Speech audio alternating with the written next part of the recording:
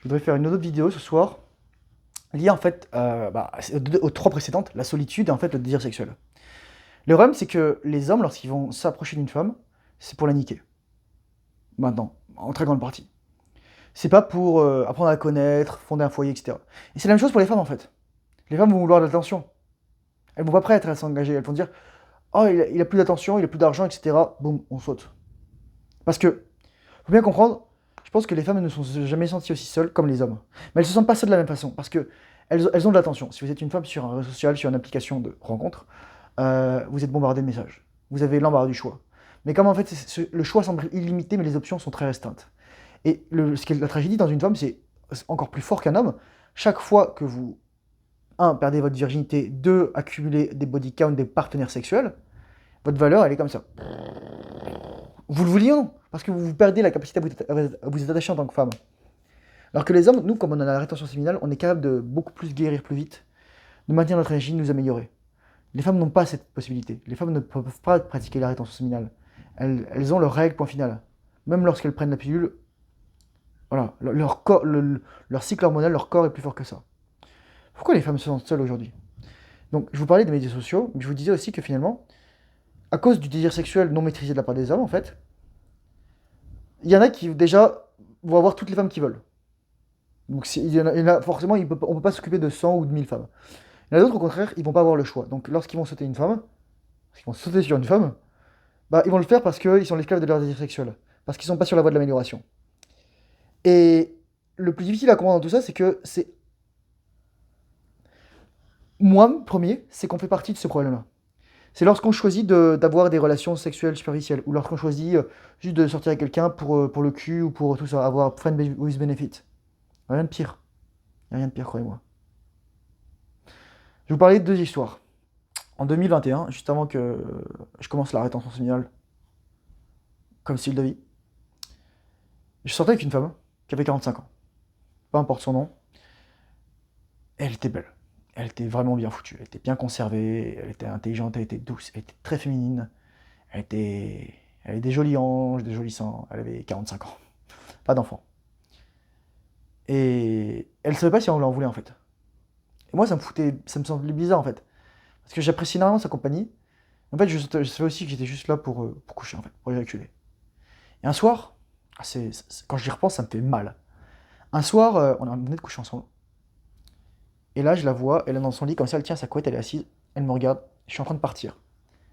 Et moi, je venais d'éjaculer, donc j'étais hormonalement, émotionnellement défoncé. Et mon chat me manquait. Et je suis parti. Et imaginez en fait la tragédie sur la femme. Parce que, je dis souvent, il faut déjà s'occuper de la femme, faire monter le désir, l'accompagner dans sa montée de désir, comme un escalier, comme un avion, et ensuite la raccompagner, l'atterrissage. C'est comment que l'atterrissage on fait, c'est qu'on s'occupe de la femme, c'est l'after sex, c'est l'aftercare. Mais ça on peut pas le faire si déjà on éjacule parce qu'on est dead, et deuxièmement on peut le faire si on n'est pas conscient de ses besoins de la femme. Parce que très peu de femmes vont extérioriser ça. Et les femmes en fait vont vouloir échanger, vont vouloir donner du sexe pour avoir cette attention, mais parfois ça va backfire, ça va pas marcher. Et cette femme malheureusement, enfin malheureusement, je, ensuite, à un moment, on s'est séparés. J'ai pas été cool. J'ai pas été méchant en tant que tel, mais j'étais juste un connard. Euh, J'étais juste pas conscient en fait de ce que je faisais. Et je mesurais pas à quel point en fait elle avait besoin d'une présence rassurante. Parce que, croyez-moi, si vous vous sentez seul, il y a autant de personnes. Pour chaque homme qui se sent seul, il y a une femme qui se sent seule. Dites-vous ça. C'est simple. Et l'autre personne, c'était récemment en fait. C'était il y a un mois. Pareil, je l'avais rencontré sur FetLife. Je cherchais des partenaires de jeu. J'étais allé chez elle la première fois, j'étais resté, c'était cool, c'était sympa. Et un soir, elle est revenue chez moi pour la deuxième fois. Et elle me demandait si elle voulait si je voulais qu'elle reste à la maison. Je fais, ouais, y a pas de souci. Mais elle ne m'a pas demandé, est-ce que on peut dormir ensemble? Vous voyez? Et moi, après, déjà, j'étais fatigué, j'avais besoin de me reposer. Donc, j'avais besoin d'être tout seul dans mon lit, tout ça. Et à un moment, en plus, elle est allergique à mon chat. Et je me suis rendu compte, en fait, j'avais pas envie de dormir avec elle. Tu sais, j'avais pas éjaculé, tout ça, mais j'avais pas envie de dormir avec elle. J'avais juste envie d'être tout seul. Elle voulait se coller, etc. Et finalement, elle est partie parce qu'elle n'a pas eu ce qu'elle voulait. Elle a trouvé comme excuse qu'elle était allergique au chat. Mais vous voyez, en fait, la femme, ce qu'elle veut vraiment, c'est... Oui, il y a du désir sexuel. Mais la femme, une fois ensuite qu'elle a eu sa dose, orgasme ou non, elle a besoin d'être rassurée. Elle a besoin qu'on prenne soin d'elle. Et le problème, c'est qu'on ne peut pas faire ça sainement si on change de personne, si on joue à saut de bouton, littéralement. Saut de brebis, en l'occurrence. Et les femmes, elles se sentent vraiment seules, en fait. Elles sont d'autant plus seules que deux choses. Les deux autres éléments, c'est elles sont ensemble comme des hommes. Les femmes sont devenues les hommes avec qui elles veulent sortir, avec qui elles veulent se mettre en couple. En fait, c'est ça la plus grosse critique des femmes, c'est ah mais pourquoi ce serait moi, vu que je suis plus riche, j'ai plus de statut, qui devrait m'occuper d'un homme, etc. Et un mec qui disait, je conseille sa chaîne, ça s'appelle Psych Hack, c'est un psychologue, il disait Welcome to being a man, bienvenue parmi nous les hommes. C'est ça en fait. Nous, c'est les hommes qui ont dû fournir, protéger, etc. Maintenant, c'est la femme. Certes, la femme ne protège pas, mais fournit. Elle peut fournir pendant ce... Mais elle ne veut pas en fait. Sauf plus une femme s'élève en statut, plus son pool de prétendantes réduit. N'oublie jamais ça. Et sauf qu'il y a de l'ego aussi là-dedans. Parce que soi-disant, un homme dira ah, moi je suis juste briquetier, etc. Ou je sais pas, plombier, etc. Mais le mec il fait 15 000 balles par mois. Je veux dire, quand vous êtes plombier, électricien, charpentier, menuisier, vous manquez pas de boulot, vous aurez déjà toujours du boulot dans votre vie. Certes, c'est pas un truc du genre je suis médecin, avocat, etc. Vous n'êtes pas dans des dîners fancy. Non, mais vous faites le boulot quoi. Alors qu'il y en a qui vont être avocates, etc., qui vont dire oh, je gagne 8 000, 10 000, je conduis une Tesla, je me vis bien, je suis un sac Prada, etc. Mais ces nanas, en fait, elles sont seules. Elles sont terriblement seules et malheureuses. Et en plus, elles ont l'illusion d'avoir l'infini de prétendants, de pouvoir avoir autant de sexe qu'elles veulent, mais sauf quand elles arrivent au virage de la trentaine, alerte. Et qu'elles ont accumulé un body count de 10, 20, 30, 40, 50, 100, et là c'est la catastrophe. Et surtout, il y en a qui veulent plus d'enfants en fait. Il y en a qui veulent plus d'enfants soit pour des raisons écologiques, soit pour des raisons matrimoniales, parce que le couple, ou parce que simplement leur mère a trop souffert, enfin, voilà, mauvaise expérience en étant enfant. Donc en fait, ces femmes, littéralement, lorsqu'elles vont être ménopausées, ça va être une tragédie.